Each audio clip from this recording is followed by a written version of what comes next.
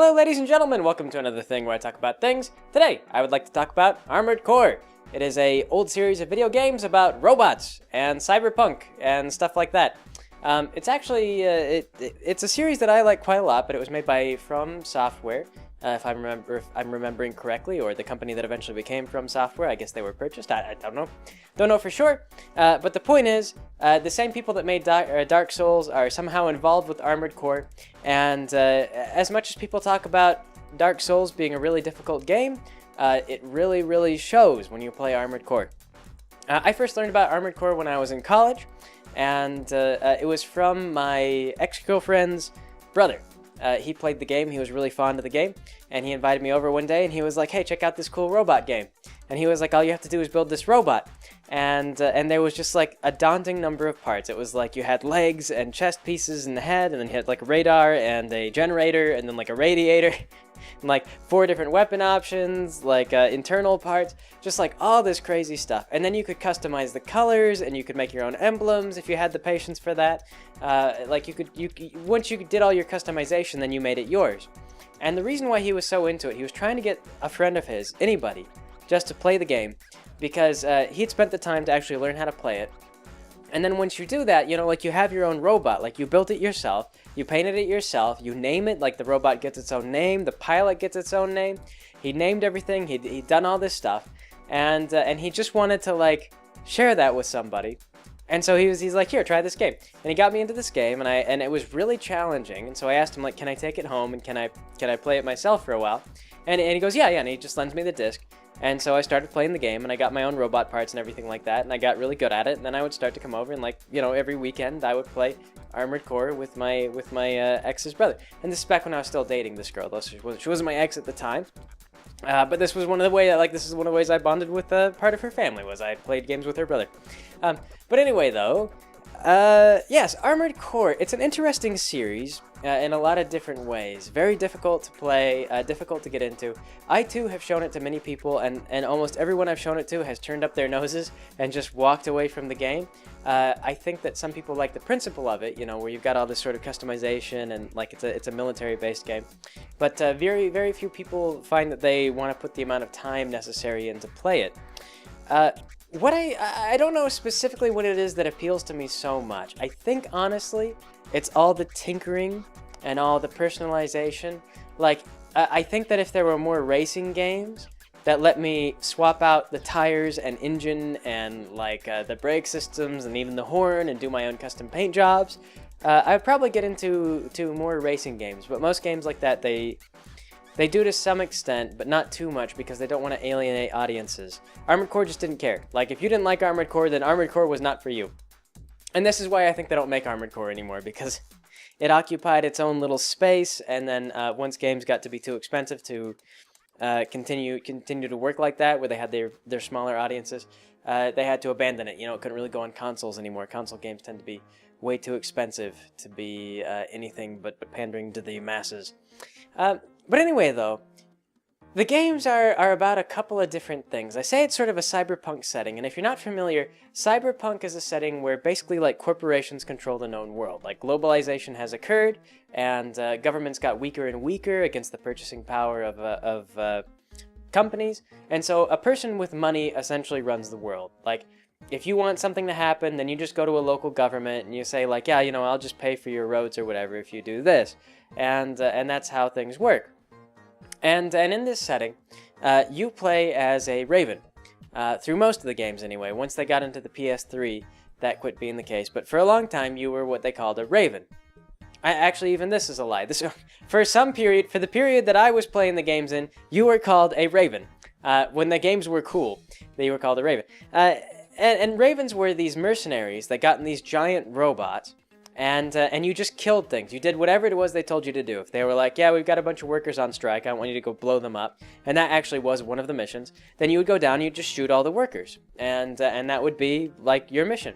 And so you could be a ruthless killing machine, you could choose what jobs you took, but generally speaking, you know, like, you just kind of accepted jobs and you were a tool of the man. And a lot of the games actually ended with the man was just consistently instructing you to go blow things up and like seize material resources for them. And over again, it would always result in these things like blowing up in the corporation's faces. And this is kind of how Cyberpunk always goes, is the man just takes and takes and takes until there's nothing left, and then everyone starves to death, including the corporation that took all the resources. Of course, in real life, the way it works is that when a corporation takes all the resources, then they just have all the money, and then they can invest it into whatever stupid thing, and the government bails them out. I don't know. It's a little bit more, having money insulates you from the volatility of the system that you create. But Cyberpunk is slightly idealistic. It's a literary kind of thing, and so corporations are the first ones to suffer when they take too much. But the game that I first started playing was called Armored Core Nexus, and this was actually not received well by long-term fans of the thing. And the people who are big fans of the Armored Core series are a little bit snobby about the whole thing, because like I say, the people who get into it, you have to be really dedicated to the games. You have to really want to care about like all this robot stuff.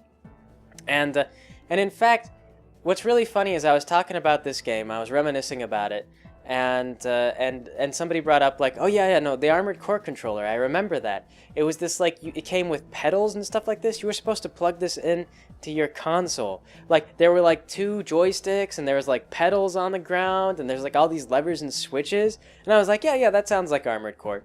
Because originally the game was actually really badly designed. For you to play it well, you really weren't intended to use a normal controller.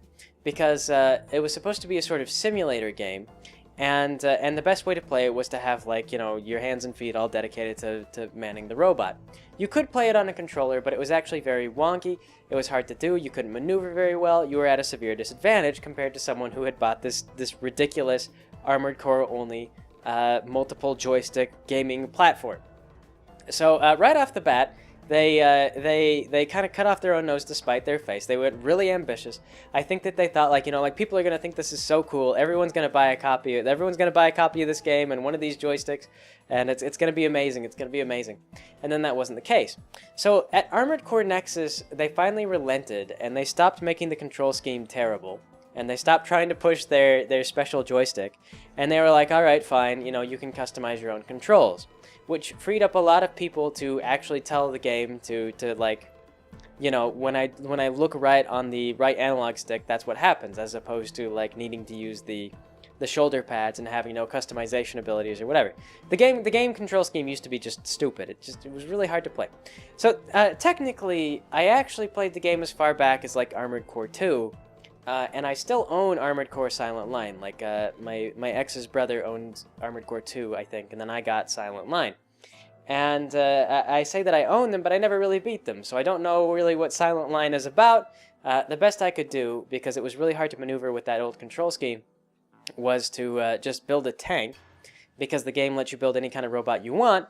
And the game was funny. It was merciful in that if you looked at this whole thing and you said to yourself, like, man, like, giant flying robots is cool, like walking around, blowing stuff up, but I'd really just play a tank game. I'd just play a tank game. I think I just want to be a tank.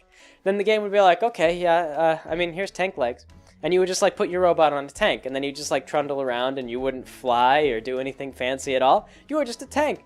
And that was, like, if you had no hand-eye coordination, if you were not very good at video games. And in fact, this is how I would always introduce people to the game, is I'd be like, all right, they'd be like, oh man, how do I play? And I'd be like, yeah, don't worry about it. Here's some tank legs. Just drive around. You are a tank commander now. Just try to keep your eye on where the enemy is, and you should be fine. So that was how I would get people. I'd try to get people into the game and just be like, you are a tank. Like, once you get comfortable with the controls, maybe you can try legs. But until then, you're a tank. So yeah, I could play Silent Line as a tank because I didn't have the ridiculous controller system. But Nexus, they allowed me to customize my controls, and that's when I actually really first started playing the game, and when I got really into things. Nexus was also neat because it was a 2 CD thing, and once you played all the way through Nexus, you could put in the second CD, and they had a bunch of flashback missions where they essentially redesigned old missions from like the previous games, from like Armored Cores 1, 2, 3, and whatever. And they let you play it on the modern systems with the new control scheme, and also with all the new updated parts and everything like that. And so this was actually kind of cool because you got sort of a glimpse into the way that they were writing the games in the past. And this is interesting because I had just a little taste of the games previously, like I said, Silent Line and Armored Core 2, so I knew a little bit about what was going on. But the game was funny. It had this sort of stopgap thing in there where it realized that there were people who weren't going to buy the joystick. And so the game took pity on you if you were not very good at it. If you died over and over again, then what you would do is you would rack up these debts. See, because the way the game works is that you buy your robot, right? And you can buy any number of parts, you can customize it however you want. But if you build badly, or if you are not a very good player, then you have to pay for your own ammo and you have to pay for damages. So if your robot is constantly exploding or you're constantly burning through a ton of ammo, there's a very real chance that you're going to just waste all your money and wind up going bankrupt. So if you fell enough in debt, then what would happen is one of the corporations would gather you up, replace your brain with like cybernetic enhancements. They would cut pieces out of you, chunks out of you, replace them with like cybernetic parts, and then put you back out there and then make you earn back your lost revenue. And so the game would continually do this, and every time that it cut out parts of your body and replaced them with cybernetic enhancements, basically you meshed better with your robot, was the in-game explanation for this, but it unlocked certain cheats for you. Like, it made it to where you could move a little bit faster, or your radar was better, or, you didn't run out of energy as fast, so on and so forth. It just made the game, little by little, easier and easier and easier, until you could just win the game in spite of being a terrible player. So you could just run in a straight line and fire off your rifle until everything was dead, and then the game would be like, hey, congratulations, you did it. But the catch was, and this was really funny, and I like that they did this, but the most powerful enemies in the game were people who, according to the story, had gone through those same augmentations that you did when you lost the game. So the funny thing was that you could actually play through that game and get all the way to the end without the cheating augmentations, and that meant that you were legitimately a really good player, but the AI would be flying around cheating and doing all these crazy things, and that was because they had these special cheating augmentations. They were just like an in-game thing. They called it the Human Plus program, and it was actually an important plot point in several of the games. There were like a couple of people that you ran into who had gone insane because they'd had parts of their brain removed and replaced with these cybernetic enhancements, and it made them go crazy. And so the corporations would then send you off to go kill them because they were insane and they were breaking things, and the corporations didn't want them to break stuff anymore. So yeah, you also get that kind of element. That's another cyberpunk sort of thing. The cyber stuff, they focus a lot on sort of like humans interfacing with electronics and blurring the line between man and machine. So you saw a lot of that. Like there was a lot of that Human Plus stuff. Enemy pilots who were better, smarter, stronger, faster because they were more machine than man. And in fact, a lot of the early games actually revolved around an AI called, what was it? Hustler 1 is what it was. Hustler 1, and he piloted this, he had this robot called Nineball. And I think he was the villain in like 3 separate games, and then he made cameo appearances throughout the series. He was like just an AI that was like smarter than most people, and if you ever saw him in the arena or during some kind of mission or doing something, then he was so much better than everybody else, and he was smarter than you, and he had all the cheaty powers because he was a robot. He was even past Human Plus, so he could do all the things that Human Plus allowed and more, and he could just go overboard. So the game kind of revolved around these sort of elements. Nexus was interesting because you get through the whole thing, and it was mostly just a straightforward like. These corporations all hate each other, and there were just all these different scuffles with these other corporations. And from time to time, it would throw you against other armored cores, is what they called the robot that you piloted, these giant, super expensive mega robots. And it was nice because like when it would show you these other armored cores, like it would zoom in on them. And then you could see, like, here's the color scheme, here's what they look like. If you had the right kind of headpiece, the game would, like, describe what they did. It would be like this, codename pilot so-and-so. He does this, like, close range, is recommended. So on and so forth. The type of parts that you equipped actually affected the way that you interacted with some of the enemies. So you ran through the whole game bumping into these other ravens, and these other armored cores, these other ravens. That ravens were specifically the name of the mercenaries or whatever. But you ran into these other people, and they would do various things, and the writing was not very good. But it was all still kind of charming in a way. Like, you got a broad sense of what was going on. And I remember my ex-girlfriend's brother used to try to explain the story to me. And it was kind of interesting. I don't know if his perspective was right, so I'm not really going to go too in depth on the type of things that he explained to me. But he used to like tell me stuff. He'd be like, oh yeah, so-and-so is doing this, and da-da-da is doing that. And I don't think that he was always right, but what he would do is he would kind of fill in the blanks based on what he had extrapolated from the game. Because apparently they didn't do a really good job of like translating between like the Japanese version and the actual Armored Core games. So sometimes things would happen in like the US version and it wouldn't make a whole lot of sense. Like for example, at one point in the end of Nexus, you run into a enemy called Nineball. And this is like really significant. This is important. Like an enemy named Nineball, that means it's this AI. And it turns out that the enemy you're fighting is actually like some kind of AI. But it turns out later that the official name for that thing was actually Punisher Prototype. Or, no, Pulverizer Prototype. Excuse me, Pulverizer Prototype. That was important later on. Pulverizer Prototype. And it was important because it was a sort of prequel to what was coming up next. See, Nexus kind of went through and it set up all this stuff with the corporations. And then you open up some kind of ancient sort of like vault of technology. And all these little things fly out and they just like blow up the entire local area. They're these weird like self-destruct weapons. Is essentially what they are. They fly out and they just fly into things, explode, and then they die. They're sort of meant to cleanse the area.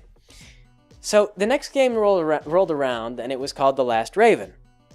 And this game was very clever. I really like the way that Armored Core is set up, and this is one of the reasons why I like the game, is you get to go on different missions depending on the missions that you did previously, and sometimes on how well you did on certain missions.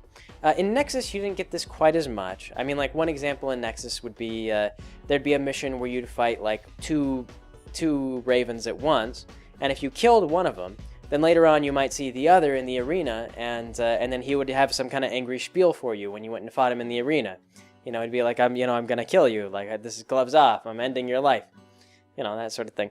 So, but in Last Raven, what they wound up doing was they had it to where the speed at which you completed a mission would affect the flow of the mission, and might also affect what kind of mission you got hired for later on.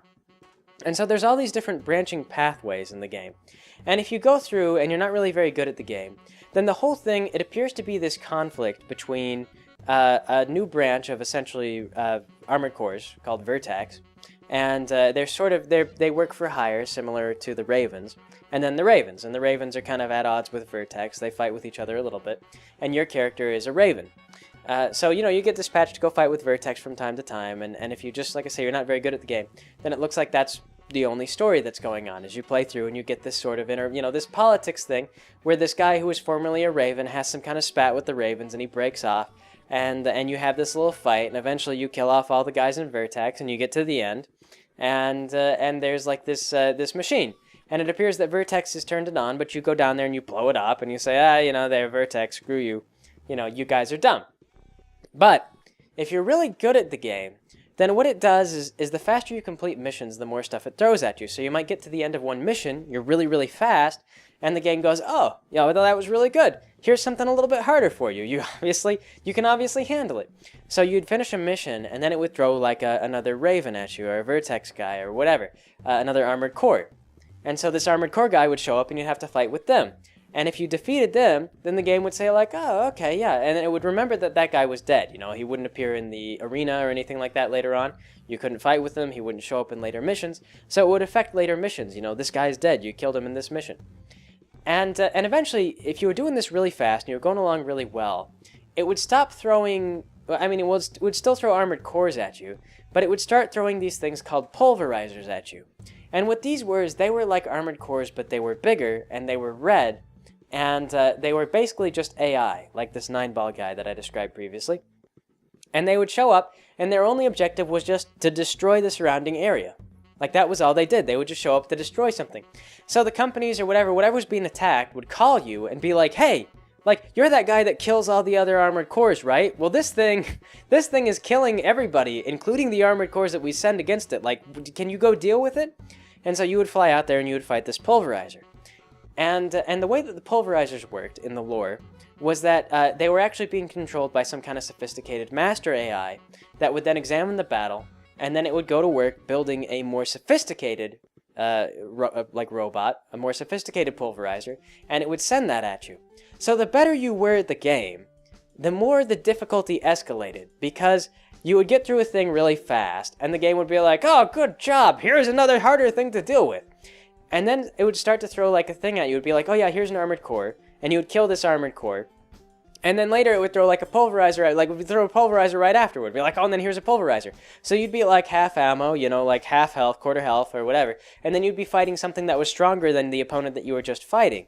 So the game just like it just got harder. It like got to where like it wasn't just harder, but it was unfair. And I never actually got like the final, you know, the final secret true ending or whatever, because I wasn't good enough at the game.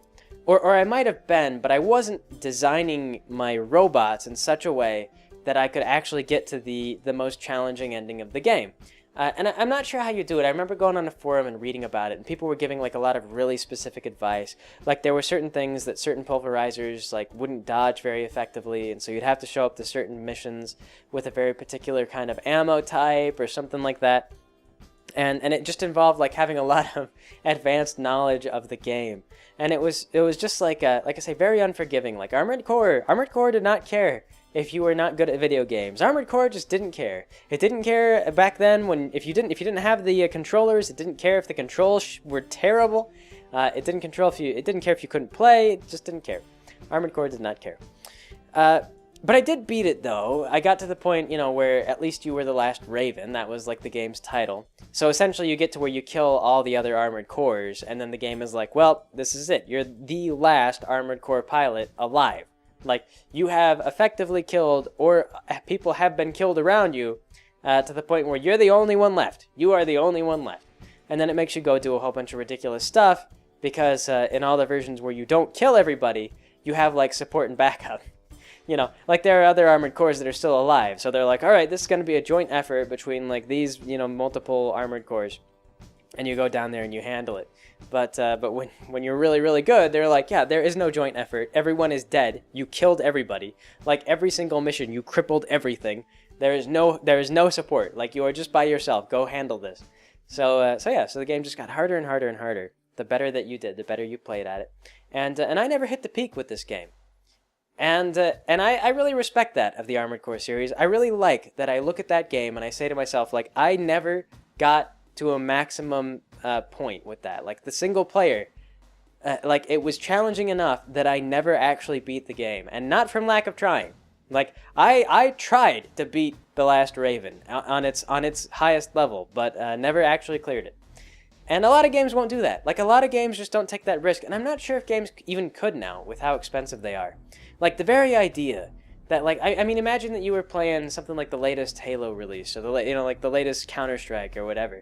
And, like, the single player was like, oh, yes, that was okay, you did all right, but now here's an even bigger thing, and you gotta go deal with that. And it just kept throwing, like, bigger and bigger crap at you, and the game expanded and got bigger, and the threats got larger, and the stakes got higher, and the better you performed. Like, imagine if they did that now. I just don't think that they could. Like, games have kind of shrunk as time has gone on. The PS2, this is why I feel like the PS2, it was really kind of a golden age, because you got these sort of, like, you know, yeah, we can just sell to a small audience, and, you know, and work on a reasonable budget and be okay, and they just can't anymore. And speaking of, the PS3, actually, they took a huge change in pace and design when the PS3 came out. And this was interesting, but also a little bit tragic, and I won't say that the games weren't enjoyable in a certain way, but I never got a PS3. I actually stopped buying consoles and just started playing PC all the time around the release of the PS3. And this was because when they released the PS3 and the Xbox 360, it was about when I was still excited about certain franchises. Like, I was a huge fan of this or that franchise, and then they would release it, and it would just be a phenomenal letdown. Like, it would be smaller in every way than the previous game. And I started to notice the pattern that essentially something about this new console was too much for developers to chew. Like, it was too big, the graphics change was too huge, or something was happening that was just reducing the size and scope of the games. And looking back, I mean, like, playing those old games, like, I realized there's a huge graphical difference between how things are, you know, then and now. I mean, it's a phenomenal leap, and it's really pretty amazing. Like, visually, it looks beautiful, and the marketing teams probably love the way things are now compared to the way things were. But the games really shrank down a lot compared to what I was used to. So I kept seeing this, and I just didn't buy the new consoles, and I never had. I never have, because this is the thing, is like as soon as I get to, getting used to like, oh, okay, so some of these PS3 games are looking all right. They move on to the next generation, and you get kind of that same effect where the games start to, they look like they're getting smaller again, and it's like, well, I don't know. They expand a little bit, and then they just kind of contract, and they're all getting more and more expensive. They start catering more and more to casual audiences, and so basically all those old franchises that sort of spoke to my inner nerd, a lot of them kind of vanished, or if they're still out there, they're not really the games that they used to be. But that aside, like I say, Armored Core, when it hit PS3, still fun, still interesting, still with a ton of customization options, but they had to save money somewhere. And as far as game design wise, what they chose to do was eliminate backgrounds, essentially. And an old complaint from these games that I used to have especially was that they would design these sets for you to fight on. Like it'd be like, here's this bridge, and you're supposed to fight on this bridge. And the sets would be kind of small. And the game would warn you, like if you flew too far outside your operational area, the game would be like, oh, you're leaving. And if you left, the game would just, you would just lose the mission. Like you would just stop, and you'd be like, oh, you're out of the mission area, you lose. And you couldn't come back. It didn't give you like a countdown or anything like that. It was just like, you fell out of the mission zone. Like, you are lost, you are lose. And that was rough because the game was so fast-paced and there was so much stuff on screen. Sometimes it was hard to realize that you'd flown outside the mission zone. So what they did is they opened up the mission zone, but then made it to where every single battle took place in like some kind of tundra or desert or ocean. And I was really angry about this. There was some good things about it. I mean, like, the graphics were better and all, but right at the turn, right as they released the PS3 and the Xbox 360, a lot of developers realized, they were like, oh man, look at all this bloom we can add to these games. Like, man, all these bright lights will just like make everything, we'll put the sun in your eyes while you're driving around. I remember Grand Theft Auto did this and I hated it. Like if you were driving into the sun in Grand Theft Auto 4, then the sun would shine directly into your eyes and make it impossible to drive. And so there would just be like this period where it was not even worth it to drive like east or west, like in the mornings and evenings. It was just like, like I don't even want to do this. And I don't know why they thought that would be fun. I mean, like, I guess I could see that. You'd be like, oh yeah, it's an extra challenge. But really, it just made it impossible to see what you were doing. And the fun of the game was driving around. So yes, you got that same thing with Armored Core, where they had just all these reflective surfaces and all these bloom, like all this bloom and everything like that. And originally what the game had you do is you had this box, right? And this was your targeting box, and the objective was to get your enemies in the targeting box, and then you would hold down the trigger, and your robot would try to track the enemies, And each of your arms had different tracking abilities, and so you would try to buy an arm that had good tracking abilities, but also good weight and good energy consumption, and all this other stuff, and you'd try to balance everything. And so that was the whole objective, was to keep the tracking, window on the enemy. But they did away with the tracking window in the PS3 stuff, and instead, just if they were on the screen, then your robot would try to track them. And so the game got much faster paced, because then what happened is all of your targets were either massive like super weapons, or they were really, really fast. So instead of flying around in this little robot that would kind of like bounce around and would be, moving towards you and away from you and doing all these other things, just trying to stay out of your tracking box, instead, they were zipping around the screen like as fast as they could, up, down, left, right. They wouldn't run out of energy. They had just infinite, like jets, like jet planes. Like if you took the robot's legs off at this point, they were moving so fast and they were airborne so frequently. In fact, it was easy to make robots that would just stay perpetually airborne. And at first they shied away from this. They tried to make it to where your engines could not stay on like indefinitely. But then when they realized that the most successful builds were people building robots that could stay in the air perpetually, they just said, all right, to heck with it. And they made it to where all the basic generators could pretty much keep any robot in the air indefinitely, except for maybe like the tanks, which continued to remain slow and stuck to the ground and basically, easily killable. So, yeah, Armored Core, it got to be a whole lot less interesting in a lot of ways, because instead of, seeing like, oh, here's this person with their custom paint job, what I started doing when I started playing that game is my girlfriend's roommate would design his robot, and he would do things in the typical way, like he would be like, oh, here's all this stuff, and I put all these things on it, and then he would paint it, like bright blue or whatever. because that was, it was his robot and he wanted to be bright blue. And so then what I would do is I would paint my robot desert camo. And I remember him being stunned after he realized, like, when it sank in and it hit him, and he goes, oh, because you're so far away all the time now, and you're moving so fast, like, I can barely see you. And I was like, yeah. I mean, like, all you can really see is my engine thrusters sometimes, and that's only if I'm, like, facing away from you. So it occurred to him, and we both started doing this, that essentially camouflage patterns were much more efficient than being, like, customized and being personalized.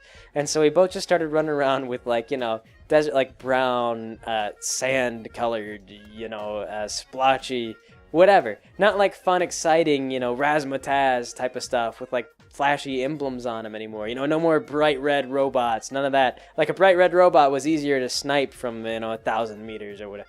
Like, no, desert camo. The enemy can't see the desert camo because you'd be up in the sky, and so if you're, like, looking down and the enemy's, like, zipping around and you're just trying to figure out where they are on the screen, you had to either look for their engine thrusters flashing or you had to try and track them by color. And if they were a bright color, they were easy to track. But when they looked the same as the scenery, it was like, it was very frustrating. So the game changed in its personality in a lot of ways. I feel like, for the worse, but only because I liked the, I like how stupid it was back when you were, like, running around in, like, bright hot pink, pastel robot colors or whatever. Like, you would just show up and you'd just be like, yes, I am the Pantillator. That is me. I named my robot the Pantillator. I am the Pantillator pilot. And then everyone would be like, oh no, the Pantillator. And you were just stupid looking. Yeah. Like, it was a little bit more military, a little bit more tactical, I suppose, to be camouflaged. But I don't know. The game also added a bunch of other weird things though to it as well, like balance. And this was interesting because they made it to where, like, if you were really front heavy, then whenever you used your boosters, you would fall forward more. So, like, the boosters would kind of take you forward. So your balance had this interesting effect on you. And so, like, if you had a great big, like, gun in one arm and you wanted to be evenly balanced, then you would have to, like, buy decorations for your robot that would sort of balance you out and make it to where you were more stable. Or if you really wanted to, you could just unbalance yourself on one arm and then make it to where that was, like, the only direction that you could really go. So you would have these, like, boosting capabilities, and so you would boost to the side, and your robot would just, like, fly off to the side, and so, it would make you a little bit faster. So people kind of abused that mechanic. But what it was really supposed to be there for, I think, was to further sort of customize your robots and make them stand out a little bit more. Because all the decorations were things like, wings and antenna, and things that just kind of made your robot like armor pieces, armor plates, things that were supposed to make your robot look more interesting, I think.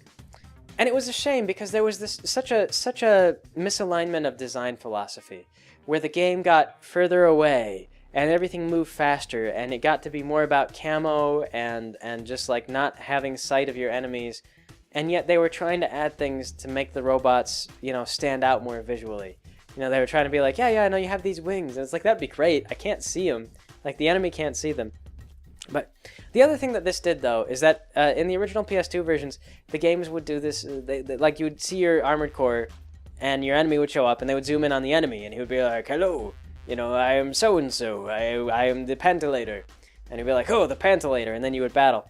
But in the PS3 versions and onward, people would show up, and they would just get a little dialogue blurb, but they wouldn't get, like, a zoom in, you wouldn't get to see them. So they would just be like another, like, just be like a little streak flying across the screen. You'd be like, I don't know who that is. I don't know who that is, but I'm gonna shoot them. Like, they're moving faster than all the other little streaks on the screen, so that's probably a dangerous target over there. And one thing I figured out that worked really well, and this was kind of boring, was that the sniper robots were like really easy. What you would do is I would take the sniper robot and I put these great big old thrusters on the back. And whenever anyone got close to me, I would just turn around and then, like, turn the thrusters on and fly away, and then turn around again and then continue sniping. And so they'd fly towards me and turn around and fly away and then shoot at them until they were dead. And it was really unsportsmanlike and it was really terrible. But it was totally feasible, and that was how I won, like, almost every single mission in that game. Especially because the AI was not programmed to deal with it, because the developers apparently hadn't thought a lot about the implications created by the fact that your objective was to always just keep the enemy on the screen, and your robot would do all the aiming for you. Because this was the funny thing, was that the further away the enemy was, the further distance they had to travel to get off of your screen. Therefore, I did not need adequate targeting abilities or tracking abilities to figure out where the enemy was. I just had to keep them on my screen and just keep backing up so that they had to travel a great distance to get out of my targeting range.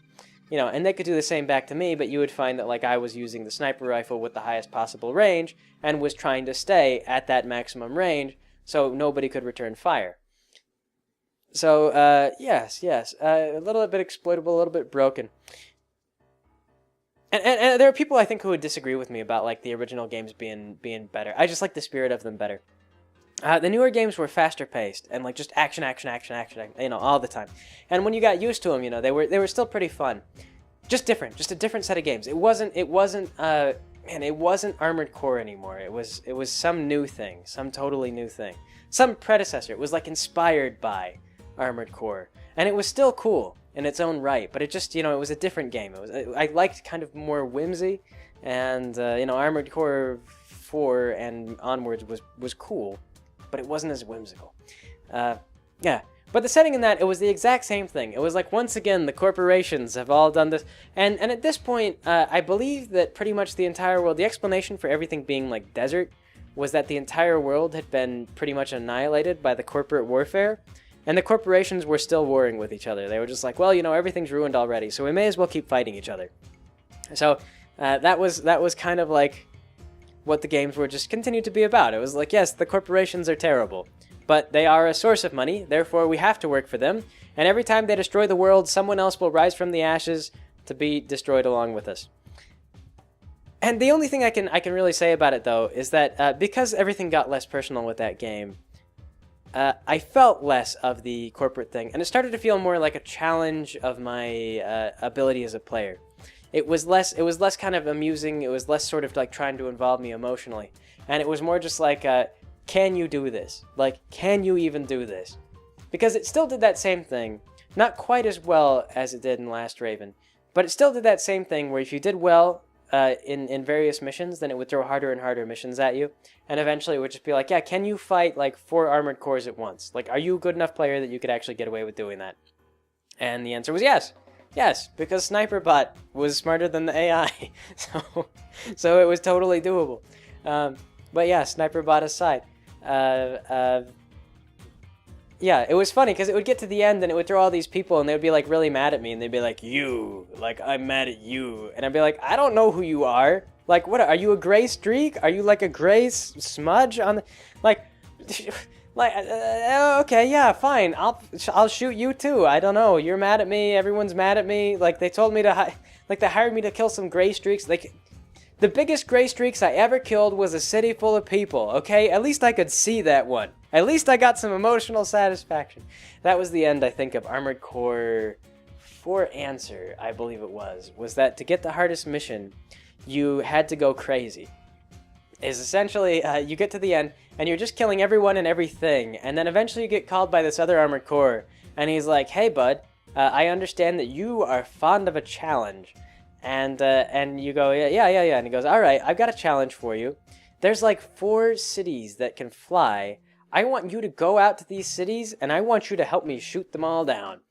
And you know, of course, they're guarded by these other things. And so you fly out there, and you shoot down these cities, and then everyone's mad. But those cities, like, they were of the few targets, large enough and slow enough that I could see what I was actually fighting. So, there were a couple of other things that were really satisfying. They would occasionally throw these giant superstructures at you, like these things with these huge cannons. And if the cannons hit you, you were basically dead. Like, so you had to dodge out of the way of all these cannons and things like that.